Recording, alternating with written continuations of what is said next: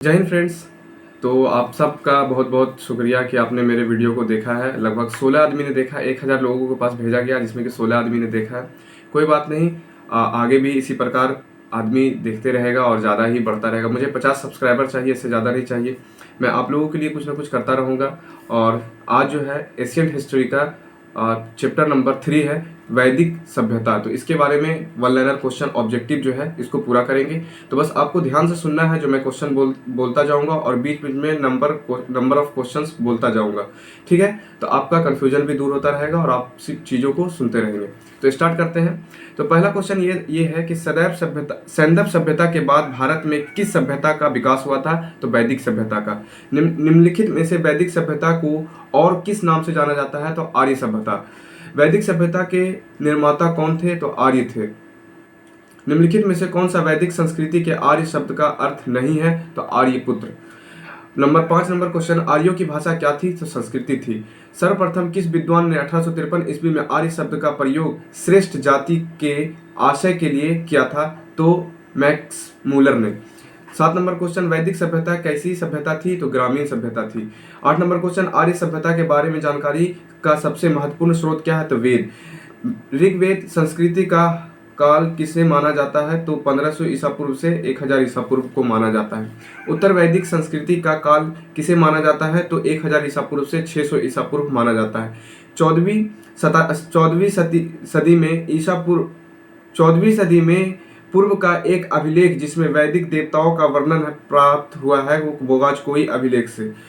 12 number है question, Rigveda और Avesta का समानता है। अवेस्ता किस क्षेत्र में संबंधित है? तो ईरान में। आर्यों के मूल निवास स्थान को लेकर विभिन्न विद्वानों का विचार का मूल विवरण करें, मतलब मिलान करना है विद्वान और आर्यों का मूल निवास। मैक्स मूलर जो थे वो मध्य एशिया में थे और बाल गंगाधर तिलक आर्यों का जो मूल निवास था वो उत्तरी ध्रुव में कहा था। दयानंद सरस्वती ने कहा वो तिब्बत में, और गंगानाथ झा ने कहा वो ब्रह्मशी देश में। अप्रोपेनका ने कहा मध्य एशिया में। तो आप इस चीज का ध्यान रखेंगे। 14 नंबर क्वेश्चन यह कहता है,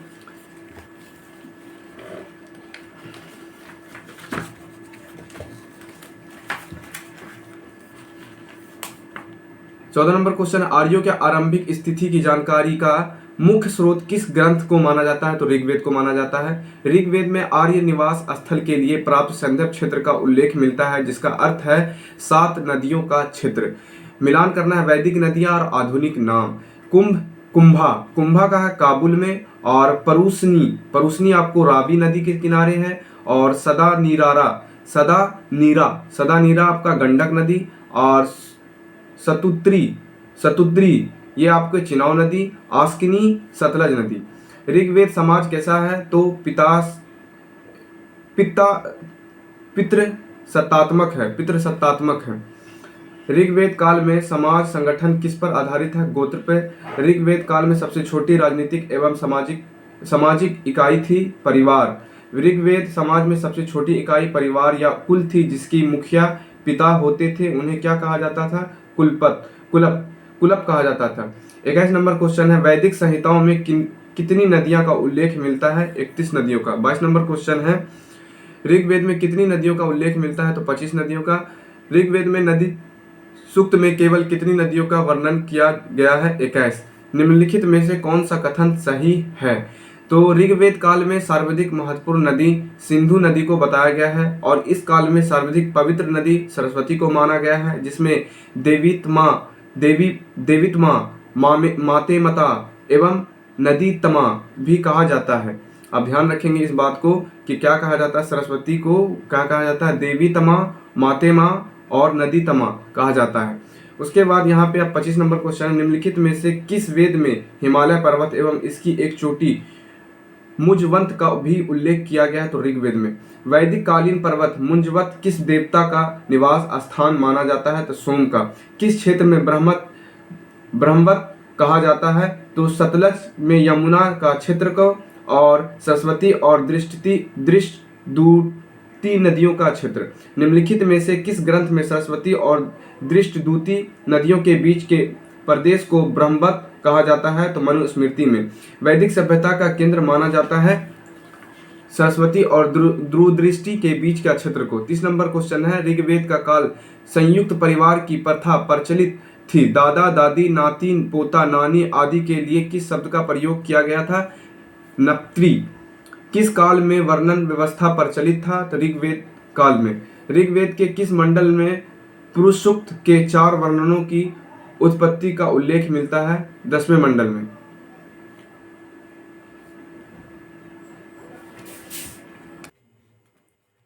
31 नंबर क्वेश्चन है, किस काल में वर्णन व्यवस्था प्रचलित था? तो ऋग्वेद काल में। ऋग्वेद के किस मंडल में पुरुष सूक्त के 4 वर्णों की उत्पत्ति का उल्लेख मिलता है? तो 10वें मंडल में। 33 नंबर क्वेश्चन है, पितृसत्तात्मक समाज के होते हुए भी महिलाओं को यथोचित सम्मान किस काल में प्राप्त था? तो ऋग्वेद काल में। वैदिक युग में कौन सी सामाजिक कुप्रथा प्रचलित नहीं थी? तो इनमें से सभी, मतलब कि बाल विवाह, सती प्रथा, पर्दा प्रथा। 35 नंबर क्वेश्चन है, वैदिक युग में पुत्रियों का कौन सा संस्कार किया जाता था? तो उपनयन।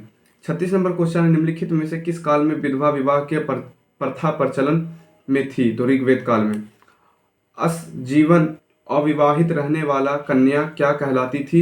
तो अमाजू। वैदिक युग में कौन सी सामाजिक कुप्रथा प्रचलित था? तो दास प्रथा। वैदिक समाज में कन्या को दिए जाने वाले उपहार के लिए कौन सा शब्द प्रचलित था? तो वहतु। निम्नलिखित में से किस विदुषी स्त्री का उल्लेख ऋग्वेद में नहीं है? तो सीता का। वैदिक कालीन समाज में नियोग प्रथा किसने संबंधित था? तो पुत्री प्राप्ति हेतु महिला को अपने देवर से साहचर्य संबंध से। 42 नंबर क्वेश्चन है, निम्नलिखित में से आर्यों के वस्त्र किसके नहीं बने होते थे? कपास के। निम्नलिखित में से विचार करें। तो ऋग्वैदिक काल में बाल विवाह, सती प्रथा तथा पर्दा प्रथा का प्रचलन नहीं था और विधवा विवाह तथा दास प्रथा का प्रचलन था। इस बात को आप ध्यान रखेंगे जो बताया गया मैं। कूट के माध्यम से सही कूटों का चयन करें, मतलब कि ये बताया गया है कि यहाँ पे अनुलोम विवाह उच्च वर्णन के स्त्री और निम्न वर्णन के पुरुष से होता था, बिल्कुल गलत बात है। प्रतिलोम विवाह उच्च वर्णन के पुरुष और निम्न वर्णन के स्त्री से होता था, ये बात भी गलत है। निम्नलिखित में से कथनों पर असत्य कौन सा है? तो नर्तकों द्वारा विशिष्ट परिधान पेशन थी, हाँ बिल्कुल सही। विसर्ज वैद्य अश्वनी देवता को कहा जाता था। यक्षमा तपेदिक का उल्लेख अनेक स्थलों से प्राप्त हुआ, ये बिल्कुल सही है। और 4 नंबर सी नंबर जो है वो गलत है, ऑप्शन डी गलत है। ऋग्वेद समाज में जाति व्यवस्था का आधारित था, बिल्कुल गलत। निम्नलिखित में से कौन सा कबीला आर्यों का था? तो कौन सा कबीला आर्यों का था? तो अनु और पुरु, उसके बाद युद्ध, अनु पुरु यदु, ये सब क्या था? आर्यों का निवास स्थान था, कबीला था, मतलब उन लोगों का। आर्यों का पंचजन भी क्यों कहा जाता है? क्योंकि इन्हें 5 कबीले थे। कबीलों का प्रधान राजा होता था, जिसे क्या कहा जाता था? गोप। आर्यों की सबसे बड़ी प्रशासनिक संगठन कौन सी थी? तो कौन सी थी? आपको राष्ट्र था। कौन कौन? कुल, ग्राम, विष, जन और राष्ट्र, ये आपको ध्यान रखना है। उसके बाद मिलान करें, क्षेत्र और प्रमुख। ग्राम ग्रामिनी, विष विषपति, जन जनपति, कबीला गोप। 10 राग का युद्ध का वर्णन किस देव से मिलता है? तो ऋग्वेद में। किनके अनुसार आर्यों का निवास स्थान सप्तसंदव क्षेत्र था? तो अविनाश चंद्र दास के द्वारा। आर्यों का प्रशासनिक इकाई का सही क्रम क्या है? तो आपका कुल, ग्राम, विष, जन। 54 नंबर क्वेश्चन है, ऋग्वेद काल में अनेक जनतांत्रिक संस्थाओं का विकास हुआ, जिनमें सभा, समिति, विदत प्रमुख है, यही बात सिर्फ सही है। उसके बाद आर्य 55 नंबर क्वेश्चन, आर्यों की सबसे प्राचीन संस्था कौन सी थी? तो विदत। 56 नंबर क्वेश्चन है, ऋग्वेद कालीन में सबसे प्राचीन संगठन विदत थी। उसके बाद समिति केंद्र सामाजिक संस्था थी। सभा और विदत में महिलाओं की सक्रिय भागीदारी थी। 57 नंबर क्वेश्चन है, ऋग्वेद में गोपत जनस्थ शब्द किसका प्रयोग किया जाता था? राजा के लिए। 58 नंबर क्वेश्चन है, ऋग्वेद काल में आर्यों की संस्कृति कैसी थी? तो ग्रामीण थी और कबीलाई थी। उसके बाद निम्नलिखित 60 नंबर क्वेश्चन है, निम्नलिखित कथनों पर विचार करें। ऋग्वेद काल की सबसे पवित्र पशु गाय थी। ऋग्वेद काल में गाय विनिमय माध्यम के रूप में थी। आर्यों के अधिकांश लड़ाइयाँ गायों को लेकर होती थी। ऋग्वेद काल में गाय को अष्टकर्णी कहा गया है। आर्यों का सबसे उपयोगी पशु कौन था? तो घोड़ा था। आर्यों का सबसे उपयोगी पशु कौन था? घोड़ा था। ऋग्वेद काल में पशुओं की चोरी करने के लिए कुख्यात व्यापारियों को क्या कहा जाता था? पनी। दूहित शब्द का प्रयोग किसके द्वारा किया गया है? तो पुत्री जो गाय का दूध दुहती थी। 64 नंबर क्वेश्चन है, निम्नलिखित में से कौन सा एक कर था जो ऋग्वेद काल में प्रजा द्वारा राजा को स्वेच्छा से दिया जाता था? बलि। 65 नंबर, वैदिक युग में हिरण शब्द का प्रयोग किया गया सोना। निम्नलिखित में से विचार करें। विचार का मतलब ऋग्वेद काल में व्यापार पर पनी लोगों का अधिकार था। वेकनाट शुद्ध खो कहा जाता था जो अधिक ब्याज वसूलता था। 67 नंबर क्वेश्चन है, ऋग्वेद आर्यों का संभवतः अंकों की जानकारी कहाँ से प्राप्त होती थी? अष्टकर्णी से। 68 नंबर क्वेश्चन, निम्नलिखित में से किस शिल्पियों का उल्लेख ऋग्वेद में नहीं है? लोहार। 69 नंबर क्वेश्चन है, ऋग्वेद में उल्लेख यव शब्द किस कृषि उत्पादित होता है प्रयुक्त किया गया है? जौ। 70 नंबर क्वेश्चन है, आयस शब्द का प्रयोग किस धातु के लिए किया गया है? तो ए और बी, मतलब कि तांबा और कांसा के लिए। 71 नंबर क्वेश्चन, प्राचीन नाम और आधुनिक नाम मतलब मिलान करें। तो यहाँ पे आप मिलान सकते हैं। उर्वरा, उपजाऊ भूमि, सीता, हल की बनी नालियां, अबल, कूप कुआं, उर्दुरु, अनाज मापने वाला पात्र, कुसीद, ऋण लेने तथा बलि देने की प्रथा, अनस, बैलगाड़ी। 72 नंबर क्वेश्चन है कि विचार कीजिए, ऋग्वेद काल में धार्मिक कर्मकांड का उद्देश्य भौतिक सुखों की प्राप्ति करना था। ये बिल्कुल सही है। और आर्य बहुदेववादी हेतु हुए भी एकश्वरवाद के विश्वास करते थे। बिल्कुल सही। इंद्र आर्यों के सर्वाधिक महत्वपूर्ण देवता थे। बिल्कुल सही। 73 नंबर क्वेश्चन है, ऋग्वेद में प्रकृति के प्रतिनिधि के रूप में आर्यों के देवताओं के कितनी ऋण में विभक्त की गई थी? 3 में। किसका मिलान मतलब गलत है? तो जंगलज की देवता अरुणयानी, संकट हराने वाला इला और युद्ध का देवता इंद्र। ये बात गलत है, यहाँ वरुण लिखा हुआ है पर इंद्र का देवता युद्ध का देवता इंद्र होता है, पर यहाँ वरुण लिखा हुआ है। प्रगति की देवी उषा। निम्नलिखित में से कथनों पर विचार करें। ऋग्वेद में इंद्र, अग्नि के बाद वरुण तीसरे प्रमुख देवता है। बिल्कुल सही बात है। वरुण के लिए 30 सूक्त समर्पित है और जल निधि का प्रतिनिधित्व करता है। वरुण को ऋतोगोप्य कहा गया है।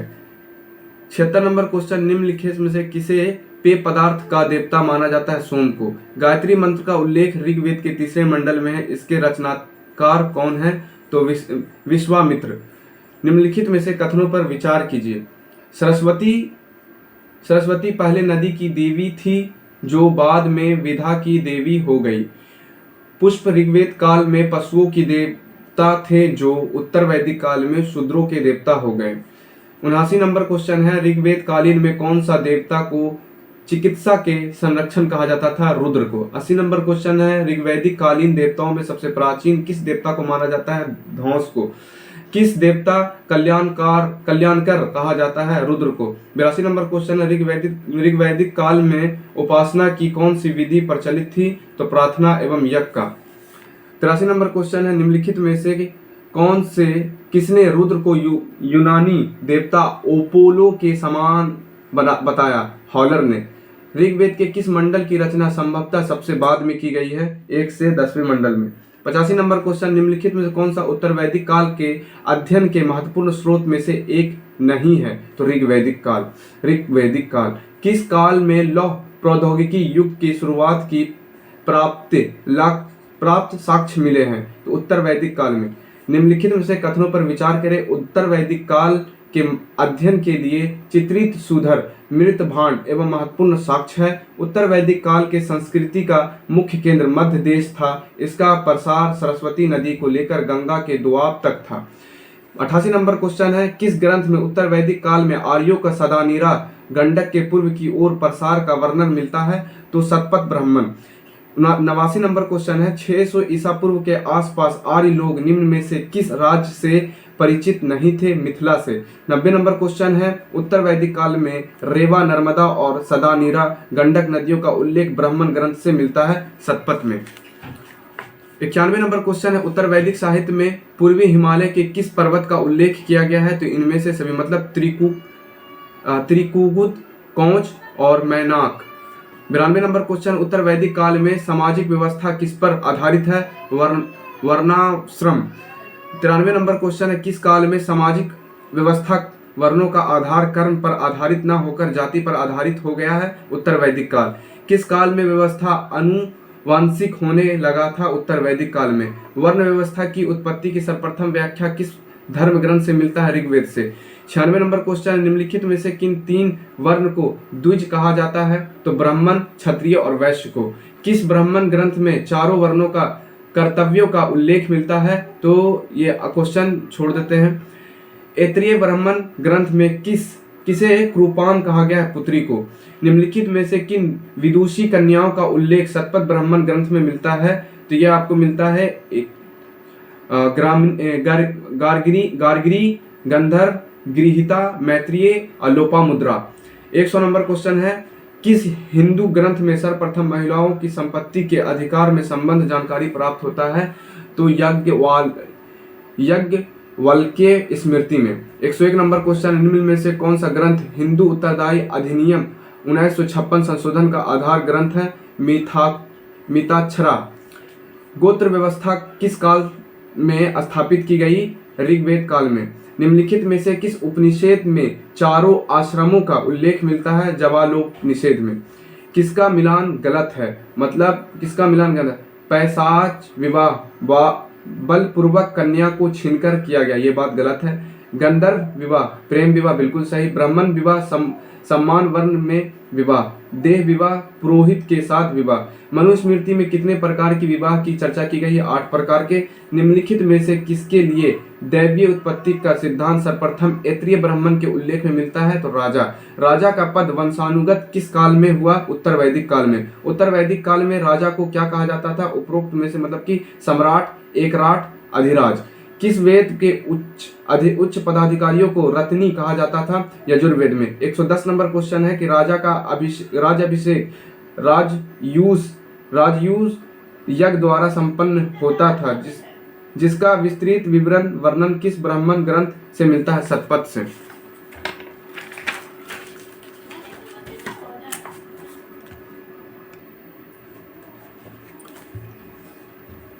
शतपथ ब्राह्मण में कितने प्रकार के रत्नियों का विवरण मिलता है? तो 12।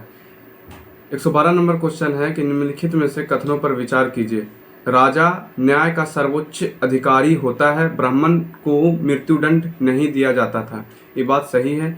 बलि ऋग्वेद काल में राजा को दिया जाने वाला स्वैच्छिककारी कर था, जो उत्तर वैदिक काल में नियमित कर हो गया। इसकी मात्रा 1/16 भाग हो गया था।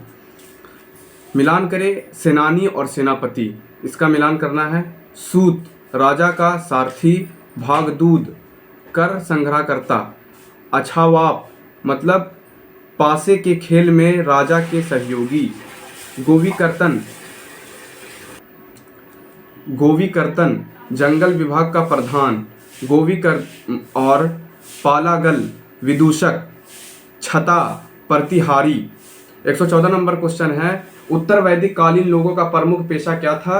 तो ये आप बताएंगे, ये आपके लिए क्वेश्चन है, ये आप जरूर इसका जवाब देंगे। 115 नंबर क्वेश्चन है, कृषि से संबंधित 4 क्रियाएं जुताई, बुआई, कटाई तथा मोटाई मड़ाई का उल्लेख किस ग्रंथ से मिलता है? तो शतपथ से।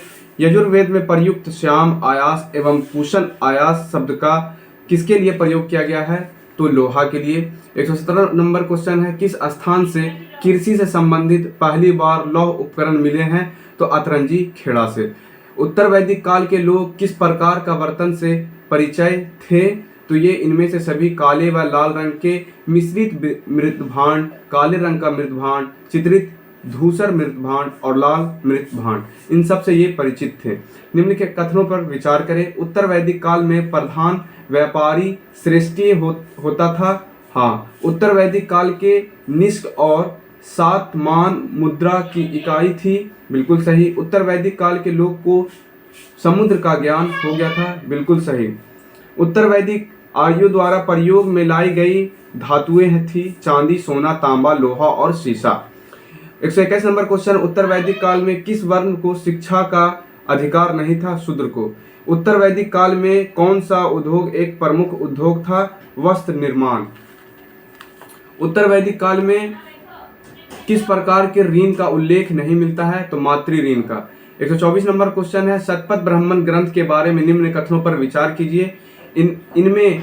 इसमें सर्वप्रथम पुनर्जन्म के सिद्धांत का उल्लेख है। इनमें सभी स्त्री को अर्धगिनी कहा गया है और सर्वप्रथम मृत्यु के चर्चा इसमें ग्रंथ में मिलता है।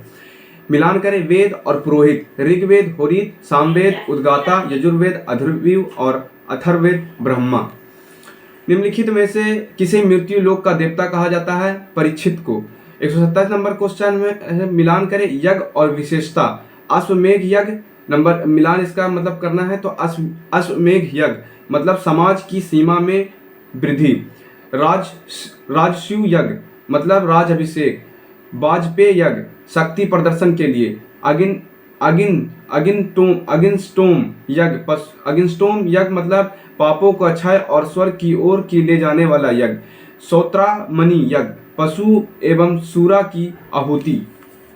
128 नंबर क्वेश्चन है, सत्यकाम ज्वाला की कथा जो अन्य ब्याही माँ होने के लक्षण जो चुनौती देता है उल्लेखनीय है छांदोग्य उपनिषद में। 129 नंबर क्वेश्चन है, निम्नलिखित में से किस ग्रंथ को सतशास्त्री संहिता के नाम से जाना जाता है? महाभारत को। 130 नंबर क्वेश्चन, उत्तर वैदिक काल में कौन सा नगर के रूप में विकसित होने के असफल रहा? ये क्वेश्चन आपके लिए है, इसका जवाब जरूर देना आप। एक बार और क्वेश्चन सुन लीजिए। 130 नंबर, उत्तर वैदिक काल में कौन सा नगर के रूप में विकसित होने में असफल रहा? आपको ऑप्शन भी मैं बताता हूँ, इंद्रप्रस्थ, मथुरा, काशी, प्रयाग। प्राचीन भारत के इतिहास के संदर्भ में निम्नलिखित में से कौन सा सही है? तो मिताक्षरा व्यवस्था में पुत्र अपने पिता के जीवन काल में ही संपत्ति का अधिकार का दावा कर सकते थे, जबकि दायभाग व्यवस्था में पिता की मृत्यु के उपरांत ही पुत्र संपत्ति का अधिकार का दावा कर सकते थे। यह बात बिल्कुल सही है। ऋग्वेद में आर्यों और सिंधु घाटी के लोगों की संस्कृति के बीच अंतर के संदर्भ निम्नलिखित में से कथनों का कौन सा सत्य है? तो ऋग्वेद कालीन आर्य कवच और शिव सत्रान हेलमेट का उपयोग करते थे, जबकि सिंधु घाटी सभ्यता के लोग इनका उपयोग का कोई साक्ष्य नहीं मिलता है। 132 नंबर क्वेश्चन के बाद 133 नंबर क्वेश्चन है कि 133 नंबर क्वेश्चन है, पूर्व वैदिक आर्यों का धर्म मुख्यतः क्या है? तो प्रकृति पूजा व यज्ञ। 134 नंबर क्वेश्चन है, धर्म तथा रीत भारत की प्राचीन सभ्यता के एक केंद्रीय विचार को चित्रित करते हैं। इनमें इस संदर्भ में निम्नलिखित में से कथनों पर विचार कीजिए। तो धर्म व्यक्ति के दायित्वों एवं स्वयं तथा दूसरों के प्रति व्यक्तिगत कर्तव्यों की संकल्पना थी। रीति मूलभूत नैतिक विधान था जो सृष्टि और उससे अनर्थ सारे व्यवस्थाओं को क्रियाकलाप का संचालित करता था। निम्नलिखित में से कौन सा युग्म सुमेलित नहीं है? मतलब मिलान करना, तीर्थ कर और निवारण स्थान। मतलब ऋषभनाथ कहाँ थे? ऋषभनाथ अष्टापद। वासुपुज कहाँ है? मदागिरी की पहाड़ी में निवास स्थान था। नेमिनाथ उज्जयंत, महावीर पावापुरी। भाई ऐसा मत समझना कि हिंदी पढ़ने नहीं था, भाई हिंदी का थोड़ा सा बहुत अजीब लिखा हुआ रहता है, इस वजह से थोड़ा सा परेशानी होता है, आपको भी हो सकता है आप जब पढ़ेंगे तो। दूसरा नंबर है मिलान करने की सूची 1 और सूची 2। सिंधु घाटी सभ्यता, नगरीय सभ्यता, उत्तर वैदिक काल कृषि, ऋग्वैदिक काल समाज जो है चारागाह, मध्यकाल जो है वो जमींदारी थी। 137 नंबर क्वेश्चन है, निम्नलिखित में से कौन सा शुल्क यजुर्वेद की संहिता है? तो वाजसनेयी। 138 नंबर क्वेश्चन है, सर्ग, प्रतिवर्ग, सम, मनवतर और वंशानुचरित संकेत हैं पुराणों के। 139 नंबर क्वेश्चन है, भारतीय उपमहाद्वीपों में लौह का सर्वप्रथम साहित्यिक संदर्भ किससे मिलता है? यजुर्वेद से। 140 नंबर को ऋग्वेद के 10वें मंडल निम्नलिखित में से कौन सा स्रोत विवाह समारोह का प्रकाश डालता है? तो सूर्य सूक्त। 142 नंबर क्वेश्चन है कि अथर्ववेद, अथर्ववेद है, अथर्ववेद मिलान करने के लिए अथर्ववेद अशोधियों की संबंधी, ऋग्वेद ईश्वर महिमा, यजुर्वेद बलिदान विधि और सामवेद संगीत। निम्नलिखित में से किस एक वैदिक साहित्य के मोक्ष का चर्चा मिलता है? तो उपनिषद। 144 नंबर क्वेश्चन है अध्यात्मक ज्ञान के विषय के नचिकेता और यम का संवाद किस उपनिषद में प्राप्त हुआ है? तो कठोपनिषद में। 145 नंबर क्वेश्चन उपनिषद काल में राजा अश्वपति शासक थे केकई के, ऋग्वेद में 165 नंबर क्वेश्चन है तामसो माँ ज्योतिर्गम कथन है मूलतः उपनिषदों का, किस उपनिषद का शाब्दिक अर्थ सफेद घोड़ा है? श्वेतासर उपनिषद का।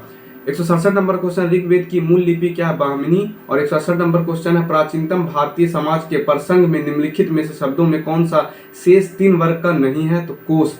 169 नंबर क्वेश्चन ऋग्वेद के किस मंडल में कृषि संबंधित कार्यों का वर्णन मिलता है? चतुर्थ मंडल में। 170 नंबर और लास्ट क्वेश्चन है कि कथन पर विचार किया। आकाश के देवता सूर्य, ध्वंस सविता विष्णु और अंतरिक्ष का देवता इंद्र, रुद्र मासत प्रजापति और पृथ्वी के देवता अग्नि, पृथ्वी बृहस्पति, सरस्वती। तो भाई ये आपके तीसरा नंबर चैप्टर जो है कंप्लीट हो गया है वन लाइनर क्वेश्चन का। अगर आप चाहते हैं कि अभी एलपी का जो एग्जाम होने वाला है वो 25/11/2024 से 25/11/2024 से 29/11/2024 के बीच होने वाला है, तो आप अगर कहेंगे तो मैं वन लाइनर क्वेश्चन आपको साइंस का करवा सकता हूं। अगर आप ऐसा चाहते हैं तो जरूर कमेंट्स करना। अगर 5 लोग भी कमेंट्स करते हैं तो मैं जरूर कराने का कोशिश करूंगा। आप जिस भी बुक से बोलेंगे मैं उसका वन लाइनर क्वेश्चन एकदम करा दूंगा भाई। तो आज के लिए इतना ही, मिलते हैं आगे, धन्यवाद।